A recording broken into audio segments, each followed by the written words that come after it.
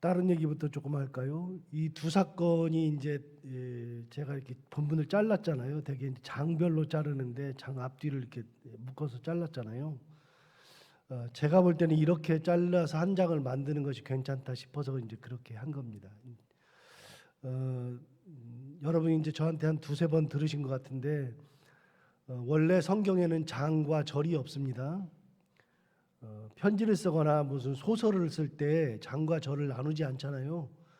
장과 절이 없어요. 원래는 구약 성경에 장절이 하나도 없고요. 그냥 그 창세기가 쭉 기록되어 있고 출애굽기가 쭉 기록되어 있지 장절로 나뉘어지는 게 없어요. 그럼 장과 절을 언제 나누느냐면 장은 1150년에서 1228년 사이에 영국의 캔터베리라고 하는 곳이 있는데, 캔터베리 그러면 쉽게 말하면 영국은 이제 천주교가 아니니까요. 근데 그 당시에는 천주교였죠. 그런데 캔터베리는 영국에서 가장 큰 대주교가 있는 곳이 캔터베리입니다. 그 캔터베리의 대주교 그러면 영국의 수장이죠.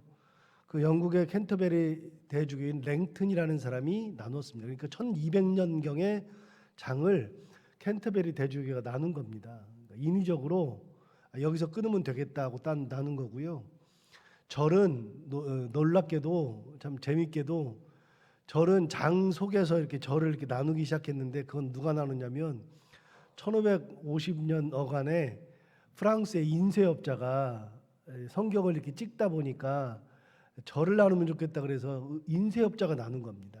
그러니까 인쇄업자가 나눴으니까 절이 잘못된 경우도 많아요. 여기서 이거 자르면 안 되는데, 그런 것들이 가끔 있습니다. 그러니까 우리가 성경을 처음 몰랐을 때는 성경이 절대적이라고 생각하는데요. 성경의 성경 자체는 절대적인데 장과 절을 나눈 거는 인위적으로 나눈 겁니다. 그러니까 학자들이 나눈 게 아니고 대주교가 나누고 인쇄업자가 나눴으니까 저는 절을 나눈 인쇄업자가 대단하다고 생각합니다. 어떻게 이렇게 나눴을까 싶은데, 아무튼 이분이 뭐 성경을 좀 능했던지 해서 나누게 된 거죠. 그 스테판이라는 사람이 나눴는데, 그러다 보니까 장과 절을 제 마음에 안 드는 것들이 꽤 많아요. 이거 이렇게 나눴으면 안 되는데, 이런 것들이 꽤 많아요. 근데 오늘은 제가 이 18장 35절 그리고 19장 10절 여기까지를 나눈 이유는 간단합니다. 왜냐하면 예수님께서 지금 어디를 올라가시는 중이냐면 예루살렘에 올라가시는 중이거든요. 그럼 여러분, 예루살렘에 올라가는 중이다, 그 말은 뭐냐면 마지막 길이에요. 이제 마지막 길. 예루살렘에 올라가시면 이제 죽어요. 예수님께서 이제 이 세상을 마감하세요. 십자가를 지고서 돌아가시죠. 예루살렘에 올라가시는 마지막 길에서 이렇게 쭉 가다 보면 어디도 지나가고 어디도 지나가고 그러는데, 18장 35절 보시면 뭐라고 되어 있냐면 이렇게 되어 있어요. 여리고에 가까이 가셨을 때에 한 맹인이 길가에 앉아 구걸했다. 어디 지나가요? 여리고에 가까이 지나가죠. 근데 19장 1절을 보시면 예수께서 어디로 들어가 지나가세요? 여리고로 들어가서 지나가시죠. 그러니까 이 두 사건은 여리고에 가까이 왔을 때 사건과 여리고를 지나가실 때 사건이니까 순차적으로는 맞는데, 그럼에도 불구하고 이 사건들은 다 어디랑 관련이 있어요?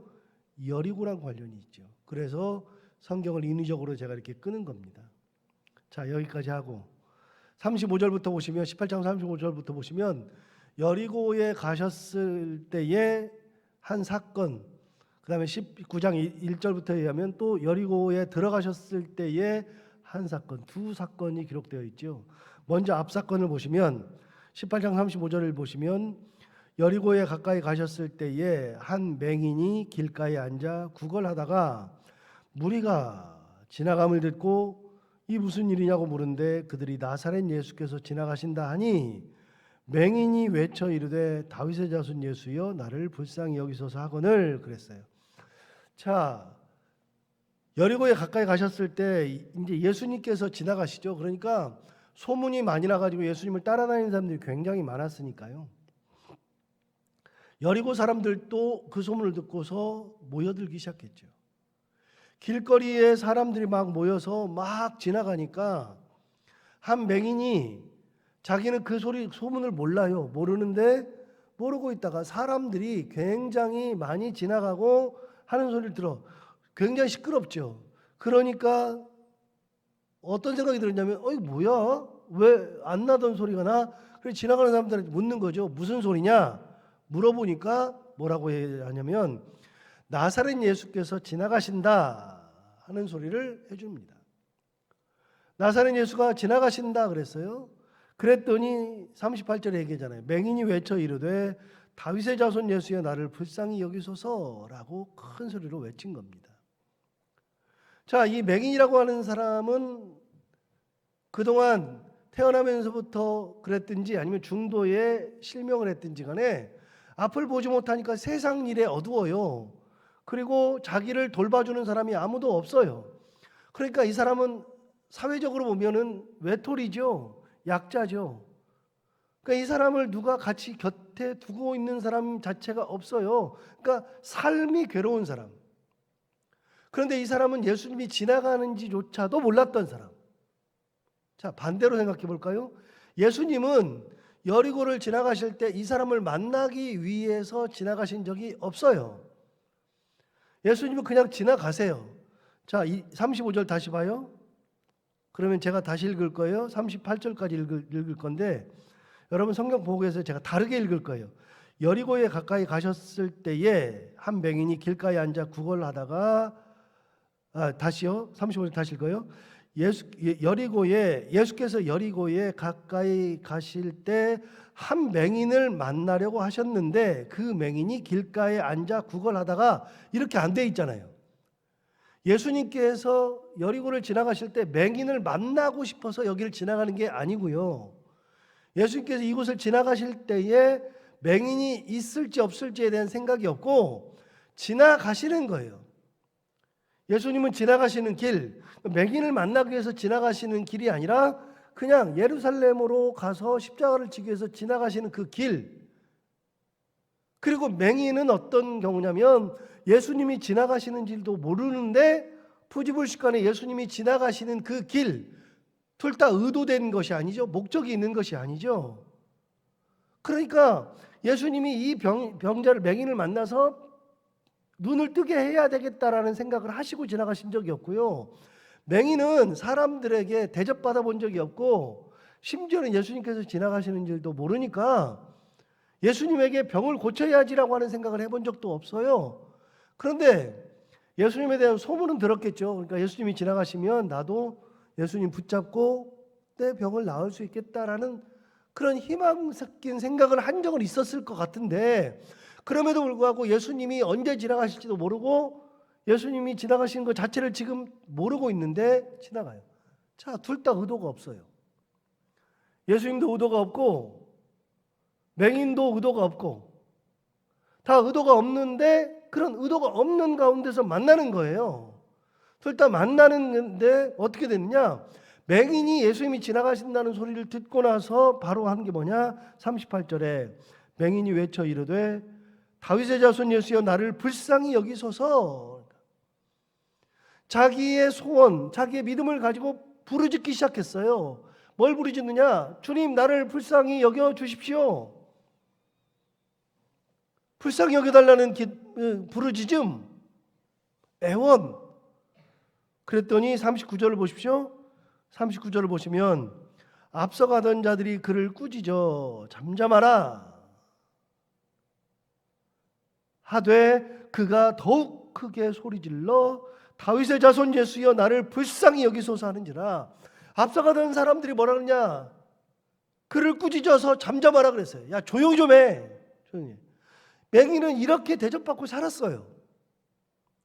맹인이 이런 대접 받으면서 평생을 살았어요. 야 조용히 해 라고 말했을 때에 맹인은 어떻게 하느냐면 그 얘기를 듣고 나서 조용한 게 아니라 어떻게 했느냐? 더욱 크게 소리 질렀다. 예수님이 혹시 못 들으면 어떡하나? 더욱 크게 소리 질러서 다윗의 자손 예수여 나를 불쌍히 여기소서 라고 소리를 질렀다. 사람들이 무시하니까 나는 눈치를 보고서 안 해야지. 그게 아니라 간절하니까 사람들이 뭐라고 하든 나를 꾸짖든 뭘 하든 상관없이 나는 예수님 앞에 나와서 소리 질러야 되겠다. 병고침을 받아야 되겠다라고 하는 그 믿음. 40절 볼까요? 예수께서 머물러 서서 명하여 데려오라 하셨더니 그가 가까이 오매 그랬어요. 저는 이 40절이 너무 좋다고 말씀드린 적이 있어요. 40절이 너무 좋아요.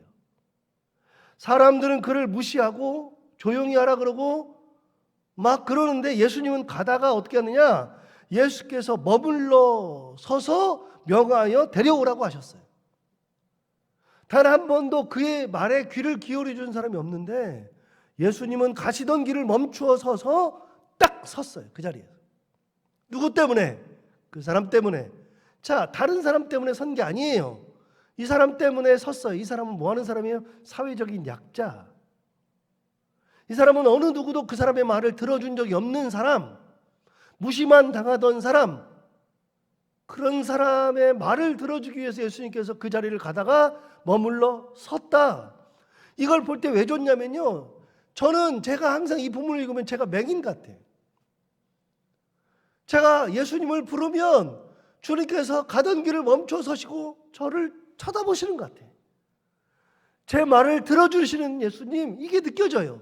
여러분, 세상 사람들이 나를 뭐라고 하든, 나를 어떻게 대하든, 내가 어떤 처지이든, 여러분, 사람들은 사람의 기준으로 나를 쳐다보는데 예수님은 사람의 기준으로 보는 게 아니라 누구 기준으로 보시냐면 예수님의 기준으로 보신다고요. 엊그저께도 얘기했잖아요. 하나님의 나라는 이런 자들의 것이니라. 예수님께서 가지고 계신 기준은 하나님 나라의 기준이에요. 사람은 사람의 기준이 있을지 몰라요.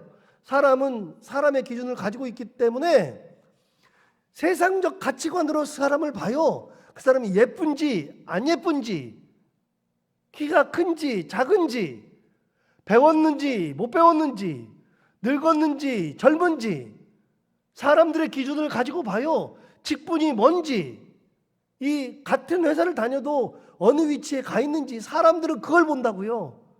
그런데 예수님은 그걸 가지고 보는 게 아니라 하나님의 기준으로 보니까 너도 귀해, 너도 귀해, 너도 예뻐, 너도 예뻐. 여러분 보세요. 이 맹인은 사람들의 세상적 가치관, 사람의 가치관으로 볼 때는 무시하는 사람이에요. 아무도 그의 말을 들어주려고 하지 않아요. 그런데 예수님의 가치관은 가다가 그 자리에서 딱 머물러 서서 그를 보고 있는 거예요. 데려오라 그랬어요. 사람들은 뭐라 그랬어요? 조용히 하라 그랬어요. 그만하라 그랬어요. 잠잠하라 그러고. 그런데 예수님은 가던 길을 딱 멈추고 데려오라. 이게 예수님의 기준, 하나님 나라의 기준. 이걸 볼 때마다 너무나도 행복한 거예요. 이게 하나님이 나를 이렇게 보시는 거구나, 우리를 이렇게 보시는 거구나. 몇 번 말씀드리지만 저는 우리 교회의 성도들을 다 몰라요. 안다고 아는데도요, 이게 우리 교회를 나오면 다 아는데, 이름 다 알고 뭐 거의 다 아는데, 그런데 우리 교회를 안 나오는 뭐 자녀들이나 아니면 부모님들이나 이런 분들을 잘 몰라요. 제가 다 알지 못해요. 그런데 신방 가면은요, 그걸 다 꺼내놓고 우리 아들이 어떻고 뭐 우리 뭐 누가 어떻고 얘기를 해요. 그러면 저는 그걸 붙들고요, 진짜 간절히 기도해요. 그 가정이 잘 되게, 그래서 그 가정에 있는 사람들이 잘 되게 간절히 기도한다고요. 그런데 다 몰라요. 그래도 몰라요. 그런데 여러분 아십니까? 저는 진짜 모르는데 예수님은 다 알아요. 다. 전부 다. 사정과 형편 다 알아요. 생각 다 알아요. 마음의 고민 다 알아요. 맹인이 불러 외치던 거 예수님 가던 길을 딱 멈추어 섰다. 여러분 40절 다시 봐요. 예수께서 머물러 서서 명하여 데려오라 하셨더니 그가 가까이 왔다. 예, 데려오라 그랬어요. 가까이 왔더니 41절, 내게 무엇을 하여 주기를 원하느냐 이르되 주여 보기를 원하나이다. 예수께서 그에게 이르시되 보라 내 믿음이 너를 구원하였느니라 하시매 곧 보게 되어 하나님께 영광을 돌리며 예수를 따르니 백성이 다 이를 보고 하나님을 찬양하니라. 가던 길을 멈추어 서고 고쳐줬잖아요. 그랬더니 뭐라 그러냐면 중요한 거 42절, 예수께서 그에게 이르시되 보라 뭐가요? 너의 믿음이, 내 믿음이 너를 구원하였느니라. 믿음이 중요한 거예요. 믿음이. 예수님 앞에 나아갈 때는 믿음으로 가고 하나님 앞에 갈 때에도 믿음으로 가고요. 우리 그런 노래 하잖아요. 돈으로도 못 가요. 하나님 나라. 지식으로 못 가요. 하나님 나라. 거듭나야 가는 나라 하나님 나라. 믿음으로 가는 나라 하나님 나라. 하나님 앞에 갈 때는 믿음으로 가는 거예요. 믿음으로. 믿음 사건이라고 이게. 믿음. 자, 두 번째 사건. 19장을 보시면 두 번째 사건이 나오죠. 19장 1절에 보시면 예수께서 여리고로 들어가 지나가시더라. 삭개오라 이름하는 자가 있으니 세리장이요 또한 부자라 그랬어요. 자, 2절 보시면 삭개오라 이름하는 자가 있으니 세리장이요 부자라. 세리장은 당대에 로마에다가 세금을 바칠 때 이스라엘 사람들에게 돈을 걷어서 세금을 바쳤어요. 그러니까 이 사람은 로마의 관리니까 돈이 많죠. 부자죠. 그런데 그게 아니라 사실 세리장은 당대에는 세금을 거둘 때요. 로마에 세금을 바친다 그러면 무슨 세, 예를 들어서 간접세를 낸다, 아니면 직접세를 낼 때 내가 집을 가지고 있는 부동산에 관련된 세금을 낸다. 이렇게 세금을 내고 또 다른 세금을 낸다. 여러 가지 세금을 내는데 세금을 낼 때 부과된 것만 딱 걷어야 되는데 당대는요. 부과된 것만 걷는 게 아니라 다른 세금까지 막 걷어가지고 자기가 가져. 두 번째, 부과된 거를 거둘 때도 이 사람에게서 만약에 10만 원만 걷어야 되는데 이 사람은 항상 15만 원, 20만 원을 걷어서 나머지는 자기가 또 챙겨. 다 그랬어요. 다 그래. 우리나라 역사에도 보면은요. 우리 백성들이 민초들이 살기가 힘들었던 것 중에 가장 큰 게 세금이에요. 전정과 군역은 가가지고서 국방을 하는 거고 전정은 세금 내는 건데요. 우리나라 역사에도 세금 낼 때 심지어는 인두세라 그랬어요. 인두세. 사람 머릿수대로 세금을 내. 머리. 애가 태어나면 애가 태어났다고 세금 내고 사람 죽으면 사람 죽었다고 세금 내고 그거는 국가에서 내라고 한 게 아니에요. 그래서 인두세 때문에 죽으려고 그래요. 죽으려고. 요즘은 그런 게 없죠. 동학혁명이 일어났는데 동학혁명이 일어났을 때 가장 큰 게 뭐냐? 그 관리가 세금 걷다가 그렇게 된 거예요. 여러분 세금 때문에 문제인데 세리장이 바로 그런 사람이에요. 그러니까 이 세리장을 이스라엘 사람들은요 악인으로 취급했어요. 자, 그러면 세리장을 이 사람 부자인데 세리장을 사람 취급해요 안 해요? 안 해요. 말을 해요 안 해요? 말 안 해요. 같이 살고는 있는데 부자긴 한데 이 사람도 어떤 사람이요? 사회적 약자. 누구도 옆에 두질 않아. 삭개오는 돈은 많은데 항상 마음이 외로워. 항상 괴로워요. 자, 3절 볼까요? 그가 예수께서 어떠한 사람인가 하여 보고자 하되 키가 작고 사람이 많아 할 수 없어 앞으로 달려가서 보기 위하여 돌 무화과 나무에 올라가시니 이는 예수께서 그리로 지나가시게 되밀어라. 세리장 삭개오도 예수님을 만날 거라는 생각을 해본 적이 없어요. 두 번째, 예수님도 여리고를 지나가면서 오늘은 세리장을 꼭 만나야지, 삭개오를 만나야지 그런 적이 없어요. 똑같아요. 앞과 뒤가 똑같아요. 앞에 18장도 그렇고 19장도 그렇고 똑같아요. 만나야지, 병고침 받아야지 그런 적이 없어요. 없는데 세리장도 맹인과 똑같이 사회적으로 이 사람은 부자긴 한데 사람들이 만나주질 않으니까 외톨이에요. 괴로운 인생을 살죠. 예수님께서 지나가신다 그러니까 만나고 싶은데 만날 수 없어요. 왜요? 키가 작고 사람이 많다. 키가 작으니까 가봐야 사람들 때문에 이렇게 그렇고 또 한 가지 그래서 돌 무화과 나무에 올라갔다 그러는데 다른 이유는 뭐냐면 사람들이 옆에 두려고 하잖아요. 세리장이 오면은 옆에다가 저리 가라 그래요. 저리 가라고. 사람들 틈에 있을 수 없어요. 그래서 돌 무화과 나무에 올라가죠. 여리고에 가면 그 나무가 남아있다고 지금도 가가지고서 우리가 보고 있잖아요. 옛날에는 뽕나무라고 되어 있는 거. 자, 그 나무에 올라갔어요. 보고 싶었어요. 왜요? 사람들은 자기를 몰라줘도 예수님은 만나고 싶었어요. 그렇게 예수님을 만나러 올라갔는데 진짜 중요한 거 5절. 이 구절이 삭개오의 인생을 바꿔요.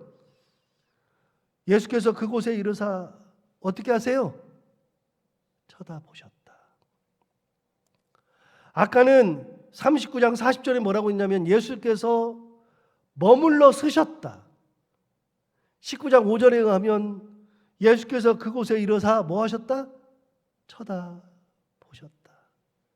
사람들이 쳐다본 적이 없어요. 쳐다보려고도 하지 않아요. 이 사람은 뱀처럼 느껴요. 그런데 예수님께서 가시다가 삭개오를 쳐다보셨죠. 쳐다보셨어요. 여러분, 내가 만약에 삭개오라고 생각해 봐요. 내가 부자긴 한데 외로워요. 사람들이 나를 사람 취급 안 해요. 그런데 내가 뽕나무에 올라갔는데 예수님께서 가시다가 길거리 가시다가 내가 예수님을 이제는 부른 적도 없어요. 삭개오는 부른 적도 없어요. 그냥 한 번만 보고 싶어요. 예수님 보고 싶어서 올라갔는데 예수님께서 가시다가 갑자기 딱 서가지고 나를 쳐다본다. 삭개오의 인생이 여기서 바뀌어요. 예수님이 쳐다보시는 것으로 인생이 바뀌어요. 5절 다시 봐요. 예수께서 그곳에 이르사 쳐다보시고 이르시되 삭개오야 속히 내려오라. 내가 오늘 내 집에 유하여야 하겠다 하시니 6절 급히 내려와 즐거워하며 영접했다. 이해가 되세요?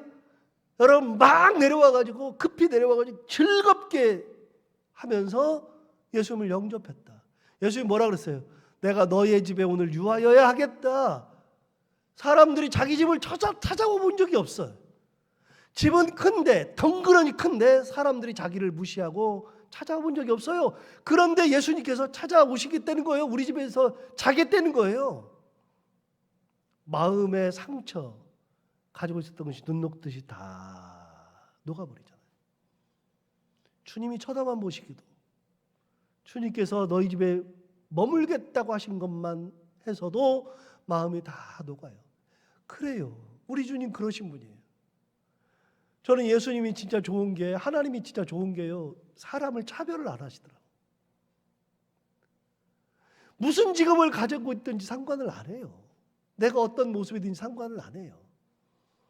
그냥 나를 쳐다보시는 하나님, 머물러 서시는 예수 그리스도, 우리 집에 머물기를 원하시는 예수님.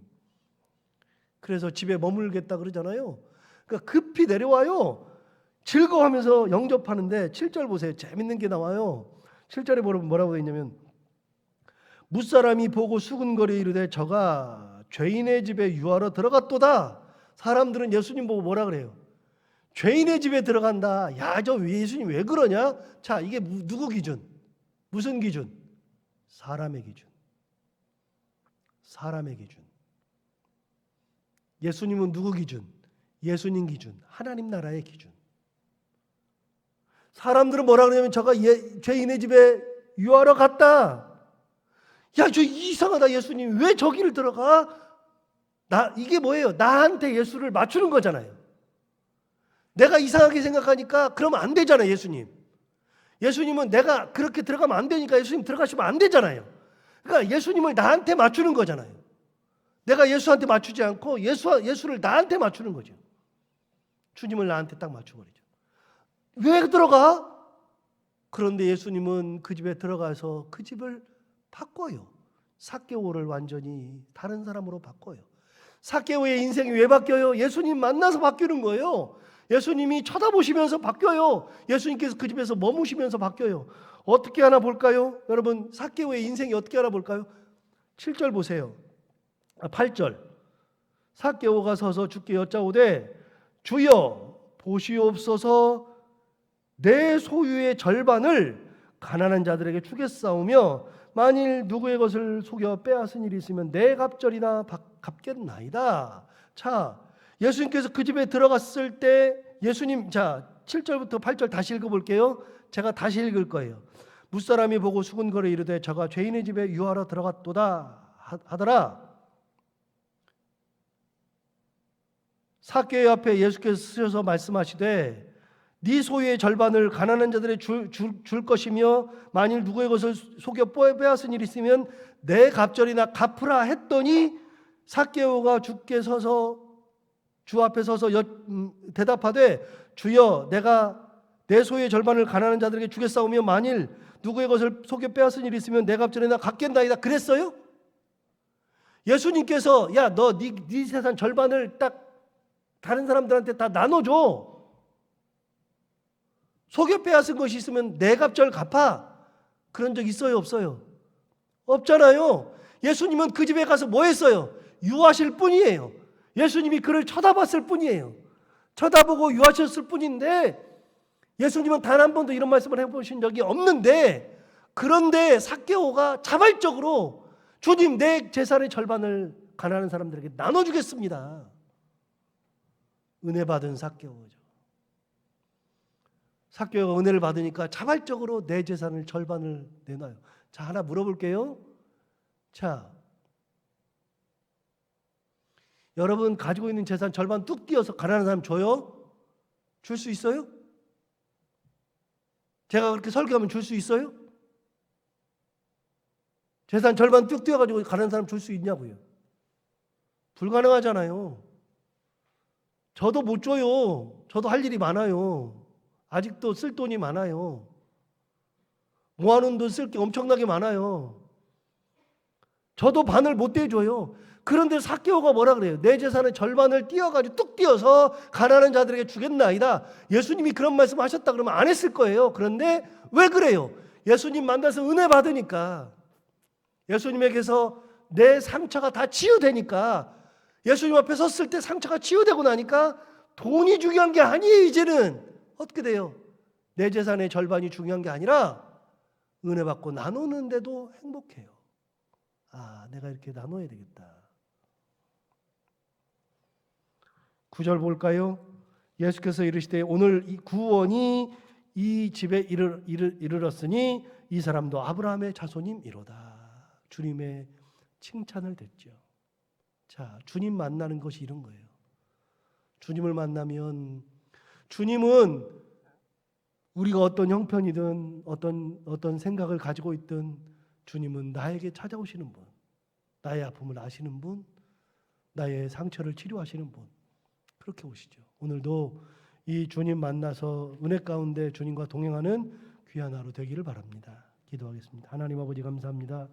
오늘도 여리고에서 예수를 만났던 두 사람들처럼 우리도 예수님을 만나게 하여 주옵시고, 내가 주님 앞에 가기 전에 날 먼저 사랑하시고 나에게 먼저 찾아오시는 그 예수님의 은혜를 오늘도 경험하고 살아가는 귀한 하루가 되게 하여 주옵소서. 오늘도 해야 되는 것들을 기쁨으로 잘 감당하는 귀한 하루 되게 하여 주옵시고, 만나는 분들과 함께 웃고 행복한 하루 보내게 하여 주옵소서. 예수님 이름으로 기도하옵나이다. 아멘.